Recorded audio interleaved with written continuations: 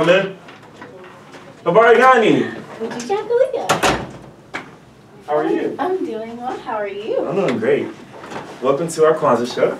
Yes, Kwanzaa. Hello, y'all. This is Achaia Den, the Achaia Den. Okay, let's not. Achaia Den. Today we'll be talking about Kujichagulia, which means self-determination. Yes.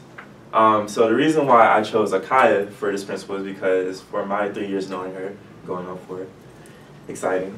It'll be 4. Listen, I've noticed that you've exemplified self-determination in the utmost way, whether it was the die-in, which was my freshman year, whether it's like standing up for what's right, standing up for what's not right, checking people, making sure like you're making sure our community is as united as it can be.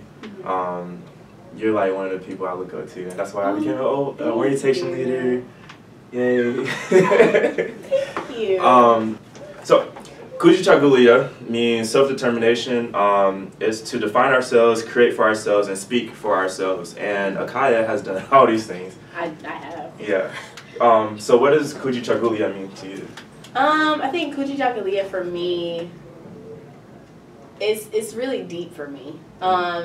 Before I really knew what Kwanzaa was about, I didn't know what Kwanzaa was about until I got to college. Right. So that wasn't something I celebrated. But when I got here and heard this, I think 2 years ago I wrote a poem about it and everything. Like, I think my life has, for the majority of it, been this whole idea of like, life is what happens to you.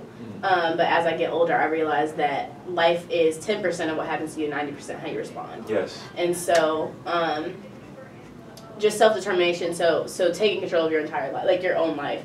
Things are going to happen to you that you have no control over, absolutely. Right. But making sure that you respond in a way that is much more positive than the negative that has happened to you is like the key to self-determination, in my opinion. I have by no means had a hard life, but I've definitely not had an easy life either. And so I've had enough struggle, I think, for me to know that it ain't just peaches and cream. Right. But like I said, it's all about how you look at it and how you choose to perceive the things that are happening in you. I try to take these L's and make them lessons. Yeah. You know, L's aren't just losses; they're lessons. Come on, Chance the Rapper. So I feel like in our community, we understand that we all go through struggles, but we don't understand how we are connected through our struggle. And I feel like Kwanzaa, not being just the only time we recognize this, but especially being the time we recognize this, we get to see how, yes, we do have struggles, but how do we as a community overcome those struggles? So outside of what I've already listed about you, in what ways have you demonstrated this principle? Self-determination. Speaking for myself, taking control. So I actually, this is a very new concept to me. So not just learning about it, but actually applying it to my life. I think becoming a college student and like this adult that's away from home and like has all this freedom has really given me the opportunity to like learn about myself and learn about how I interact with others. And so something that I've been working on in therapy and just in general is like setting boundaries. And so whether that's a boundary for myself or a boundary for another person, that's a way to take control of your life, to be like, no, I'm not doing this. And that's okay. And that could be for you and that could be for someone else, or no, you're not doing this because I'm not okay with it. Setting boundaries has been like a huge struggle for me my entire life. And so to take that control back really, I think, is self-determination, because it's saying I'm not allowing this to happen.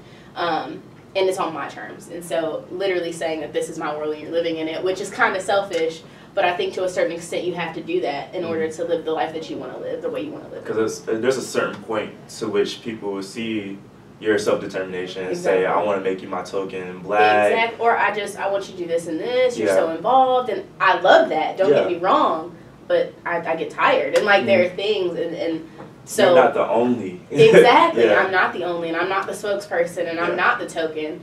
And in some spaces, I don't mind, putting myself out there to educate and to be active and engaged. But at other times, I just want to sit at the house. It's not always our job. No, it's not. It's not my job. Period. It's I don't not. get paid. It's not. I'm not an education major. That's not what I'm here for. Okay.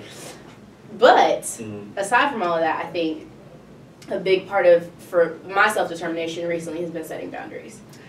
So you're saying for each person it looks different. Absolutely.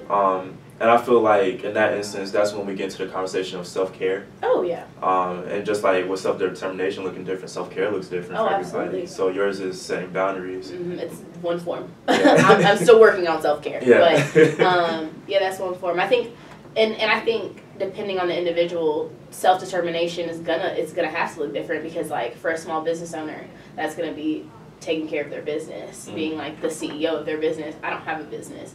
I am my business. So I carry myself and have to protect myself. Everyone has a brand. And so whether or not that brand is like through clothing or through like a website or a blog or whatever, everyone has one. And so I literally am my brand. And so to take care of my brand and to like make sure that my reputation stays a certain way and that people, see me in a certain light, it gets tiring, but it's something that you just have to do if you want to live a certain way. Constantly work on who Achaia did. Exactly. And I'm not doing it just for other people. I'm doing it for myself, which is the self part of self-determination. Is my life. I have to live it. No one else has to live it with me. So making sure that my life is, We get proverbs. I also wanted to ask you for this last question, how will you exemplify this principle in the future before next Kwanzaa? For next Kwanzaa. As bad as it might sound, I might duck off some more. Yeah, I think I have a lot to focus on. I want to get my PhD,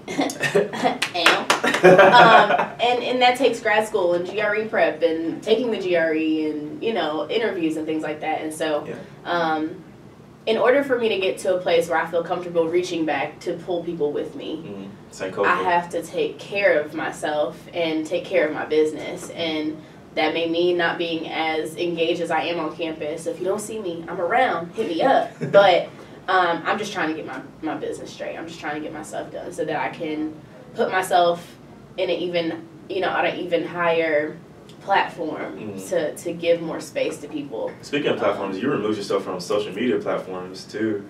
Like you already started this journey early. I don't Snapchat anymore. Yeah. My Instagram is pretty boring.